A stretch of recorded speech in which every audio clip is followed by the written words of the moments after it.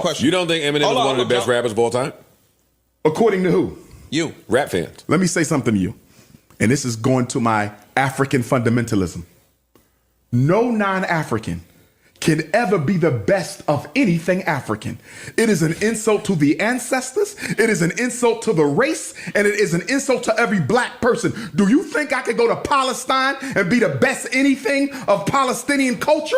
You never see that. You think I could go to Israel and be the best of anything in Israel, whether it be a cook, an instrumentalist, a dancer? No, and we have to stop naming non-African people, Joe. But it is an insult. We can acknowledge that the talent is the yes, I can acknowledge Eminem's title. Dr. Umar recently said that Eminem can't be one of the greatest of all time because he's not African American. Dr. Umar, please. Please.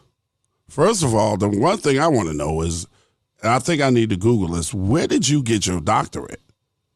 What makes you a doctor?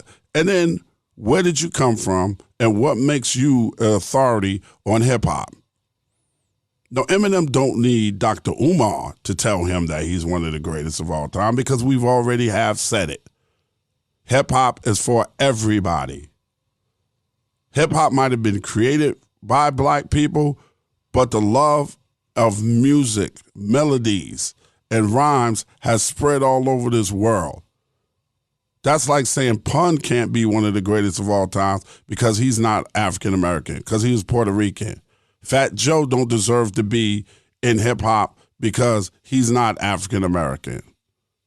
You weren't there, Dr. Umar, respectively. You were not there. I wasn't even there in the very, very beginning of hip-hop. I wasn't there with Dougie and Mo D and the Crash Crew and Grandmaster Caz and Sha Rock. I was not there. I wasn't there. I fell in love with the music when it first came out, but I wasn't a part of it. I was on the fringes of it. On going to the Latin Quarter on in '89. I got on right after the greatest year of hip-hop albums dropping, which was '88. I got on in '89 and was able to show those videos and help spread the gospel of hip-hop around the world. I am highly respected in hip-hop, way more than you, Dr. Umar. So who are you to be saying something like that about Eminem? Who are you to be talking about Eminem can't be a GOAT? That's what these people are talking about. And then it becomes an argument on social media with people that you don't even know arguing about celebrities that you don't know. And I don't know Dr. Umar personally, but when I heard about that really bothered me because Eminem is not only a dope MC, I consider Eminem a friend. And I know how hard he worked to become the dope MC that he is. Did y'all know that Loud Records passed on Eminem? They said when they heard the demo tape, I got this from my man Dan Tanner, that he was just rhyming, just like he didn't have songs together like he did when he got with Dre and got cultivated. And Dre heard something in that dude. Anybody has the right to become one of the greatest of all time. Black people didn't invent basketball. Like, come on, son. Out of here. Yeah, that's crazy, man.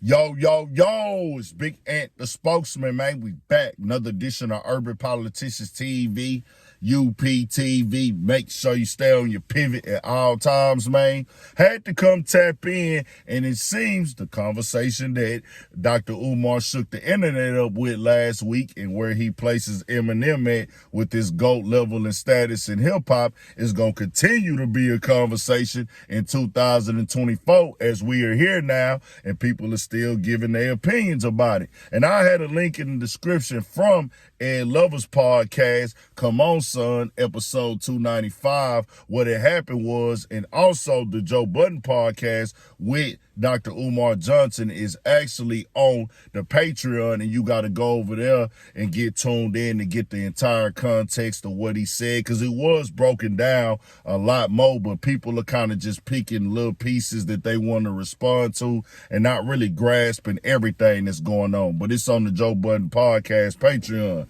And I got to say this and keep it all the way 1,000, bro. What Dr. Umar is saying is factual, bro. It just is what it is. It's a reactive thing, in my opinion. That's the term that I'm using. Hey, the way that I'm standing with black, urban, rap, hip-hop culture, he's calling it African, but I'm going to call it black because it was created on American soul in the black neighborhoods. And I'm going to tell you like this, bro, that he ain't lying.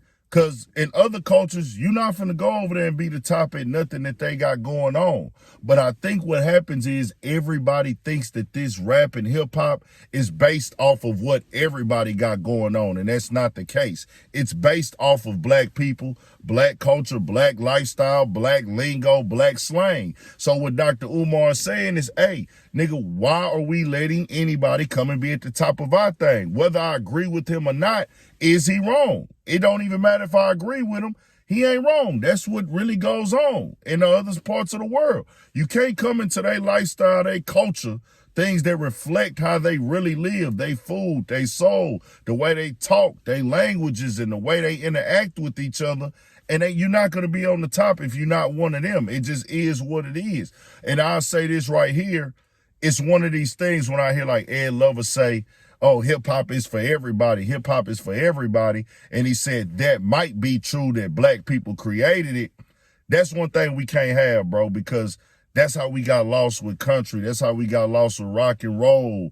And that's how we got lost with these other genres of music that our people created and put the influence and the work in on because we didn't demand it and keep it as ours. It's nothing wrong with this being ours and everybody else participating, bro. Just keeping it all the way 1,000. And you know, he's friends with Eminem, so I get it. And it sucks for Eminem because he wasn't bothering nobody. He didn't ask to get drugged into this, but the conversation is getting had now. But I do understand why, you know, Ed Lover, hey, bro, that's your homie, that's your dog. But nah, we can't compare this to basketball. And I say that once again because basketball is not a reflection of people's lifestyle, what they going through on the day-to-day, how they living outside, something that ties into their people, their soul, their hearts, their feelings. This is a sport. This is an activity. No matter whoever created basketball, what it's based off of is nowhere near what hip-hop is based off of. And hip-hop is just not rap and being able to put words together. Hip-hop is a whole umbrella of a lot of things. It's a big gumbo pot of stuff that comes from our people. It just is what it is. Ain't nothing to talk about, ain't nothing to debate about, but I think people kind of focusing on the name of Eminem and knowing that he can rap and knowing that he can spit, and that's kind of taking it away from the other things what Dr. Umar was saying. And I gotta say that just because a nigga wasn't there or he wasn't in the mix when it was going on, people are turning that into like, well, you don't have the authority because you wasn't one of the original ones. Nah, this is still something for our people. He just speaking up for, you know, he can say African, but he's speaking up for black people. Like, hey, bro, if we was trying to go do something that other people created from their cultural standpoint on how they was living, their environment, the foods they was eating, how they interact with their friends, their family, they dressing, you can't go over there and be the top. And he said that's the way that it should be when you hear the entire clip. So he said, why don't we do that with rap and hip-hop culture? Well, we'll say hip-hop and rap culture because it's based off of us. And it just is what it is, bro. And we got to keep that stuff all the way solid and understood because they'll try to rewrite the history, bro, like they did with rock and roll, like they did with country, like they did with jazz, like they did with classical and all these other music genres because people say, hey, it may have started by black people might have started it. But, bro, look at the culture. Look who everybody dressing like, who they talking like. Look who the trendsetters is. Look who the tastemakers is. Look who the spitters is. Look who starts the styles. Look who has the lingo. This is our language. Hip-hop is our language. So it's like, nah, we got to take that, and that's ours, bro. It just is what it is. Everybody gonna have their own opinion on this conversation right here. Do y'all, but I gotta just come speak it all how it is, bro, and put it down like that there. Shout out to Ed Lover, one of the, you know, legendary media personalities, DJs, and somebody that been working in this thing. And, you know, Dr. Umar, he get under people's skin at times. Even with me, sometimes I don't agree with everything he say, but I feel him on this one right here. Tell me what y'all think. We got more coming, more videos, all that 1,000 for shit show. Stay on your pivot.